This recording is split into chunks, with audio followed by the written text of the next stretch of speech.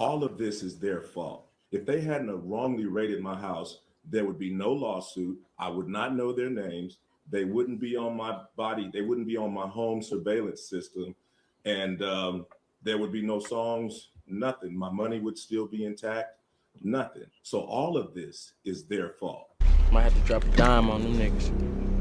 For sure. You know what I'm saying? You gotta stop it. I don't like that shit. For sure, bro. I don't like that shit.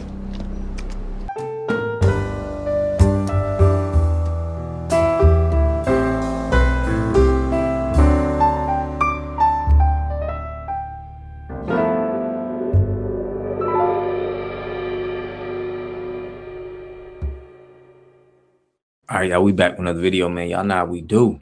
Always pushing health, wealth, and a better understanding of self. So check this out. In this video, we're going over the Afroman lawsuit trial that they had. And we're going to see all of the highlights that happened. And then we're going to see Afroman, he give his speech on how this all came about. Make sure y'all subscribe to the channel, hit that like button, push me on the algorithm. I greatly appreciate that. Let's get it. Y'all got the policeman's biracial daughter coming home asking if Afroman is her real daddy? And my daughter came home and advised me that she was getting messed with at school because apparently her mom is having sex with Afroman, and since she's biracial, it must be her daddy. She's asking that because Afroman made a music video saying that he was sleeping with the sheriff's wife. Let's rewind. This is part 1 of day 2 of the Afroman trial. We started off day 2 with a jump scare when the attorney for the sheriffs pulled up this photo of one of the sheriffs that Afroman called King Kong. You were called, and I quote, Colonel King Kong Bundy. Yes. And we moved on to this officer who Afroman called Quasimodo. Is it true that Mr. Foreman called you a hunchback? Yes. And specifically compared you to Quasimodo? Yes. Next, we got to this officer, and when the lawyer hit this post, I already knew the officer wanted to go cry in the car because unfortunately for this officer, the song Afroman wrote about him is a banger. He's a Adams County sheriff. He's hungry and he's big as hell. And cut him up. Now, if you watch the video, y'all, it definitely looked like every time he passed the cake, every time he passed the lemon cake, he keep looking at the lemon cake.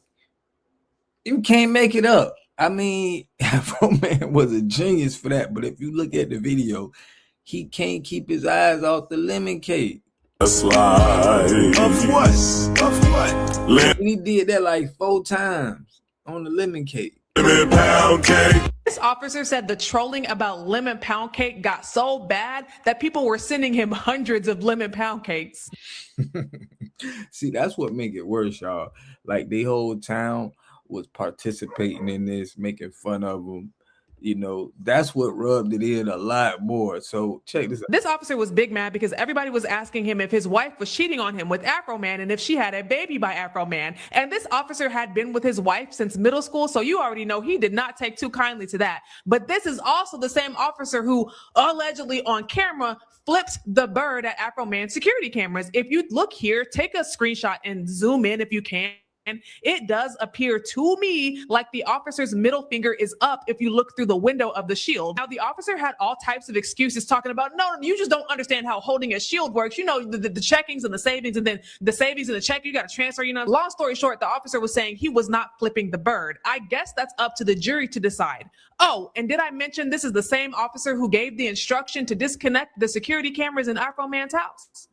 It's looking a little spooky, my boy. I also wanted to mention that a common thing each of these police officers has explained is that the entire town was joining in on the jokes made by Afroman. Townspeople started selling merch with the officers' faces in the local smoke shop. People were calling dispatch, asking, where is Afroman's money? Why did y'all steal it? Why did y'all destroy his property? All of that. And my working theory is this: if y'all had a positive reputation in the community, if people knew y'all as good, upstanding people, the rest of the townspeople probably would not have been so quick to hop on a bandwagon and put their feet on your necks. But if this law enforcement department has been wreaking havoc on the good people of Ohio, the people probably saw an opportunity to peacefully get their lick back and they took it. Next up, I'll cover Afroman's testimony.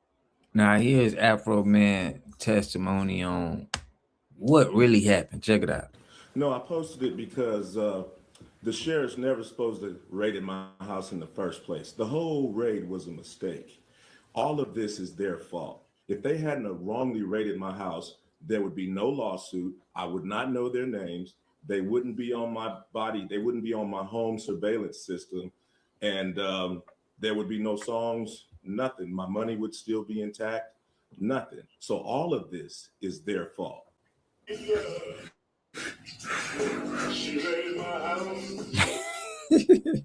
The fact that she crying like this, right, over a song is crazy because the whole town was going after them like they should. They did something wrong. Y'all tried to go to that man's house illegally, flicking the bird, looking at his cake, stealing his money. Typical stuff that's been going on with these police departments since the creation of the slave patrol. They've been doing this. And finally, we get some justice by being able to make them feel the pain that we be going through when they be stealing our money and stuff like that. Check it out.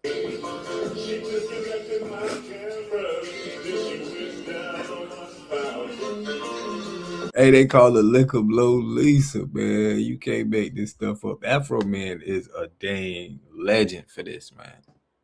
He a legend for this.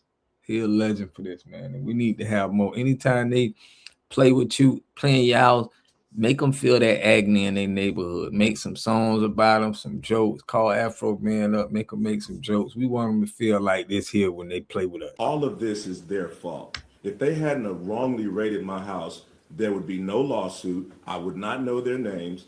They wouldn't be on my body. They wouldn't be on my home surveillance system. And there would be no songs, nothing. My money would still be intact, nothing. So all of this is their fault.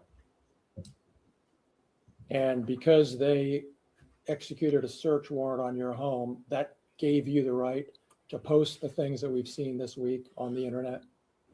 Because Is that right? Is that right, Mr. Foreman?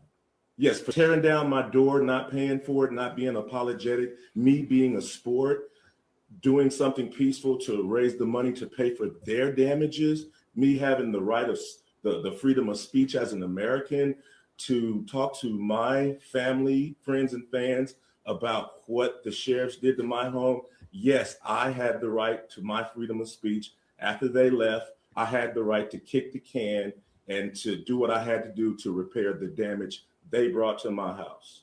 Yes, I did. You remember in your deposition when I asked you, why did you bring the news when you picked up the money? Yeah, I didn't want to get beat up or Epstein at the sheriff's station after I seen him running around my house with AR-15. So that's why I brought the news and my attorney. So he said he didn't want to get beat up or anything like that. And now I think that this is good, though. This is a good way to make them feel the agony and pain that they have people feeling when they, falsely go to their home and do illegal searches. He was talking about a judge that, signing permissions to go to people's homes, and he does that fraudulently. It's just a lot of fraud that's done in the Justice Department, and it's glad to see Afroman winning and throwing it back in their faces and giving them that pain, in my opinion. But let me know what y'all think about this in the comment section. We're going live tonight. Y'all check us out at 10 p.m. I'll catch y'all on the next video. Peace and love. A community must have three things to have a community in it. You must have a wholly independent economic structure that can provide goods, service, products, and things for your own people, and jobs and tax spaces for your own people. You should at least control four basic things.